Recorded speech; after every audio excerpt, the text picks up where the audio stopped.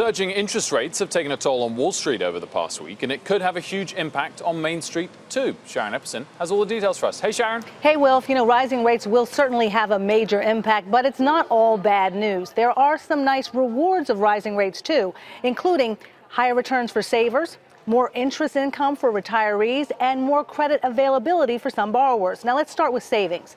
The right high-yield savings account could earn you 2% or more in interest. Now that may not sound like a whole lot, but the national average rate on a savings account is 0.9% according to Bankrate. So you could more than double your savings rate. You need to compare rates at online banks, which generally have the most competitive rates.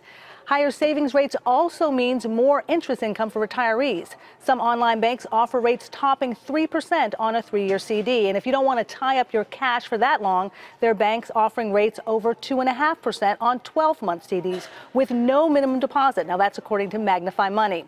And there's good news for borrowers, too, since there's more credit availability compared to a few years ago. And banks have a greater incentive to loan out reserves at higher interest rates. If you're looking to buy a home or refinance your mortgage, you may be more likely to find a product that works for you. That's especially true for the most credit-worthy borrowers. Sharon, I guess those savings rates, the average there, quite distorted, as you sort of suggested, by the online banks, which might not carry as much in terms of percentage market share as the Main Street banks, who still offer close to zero.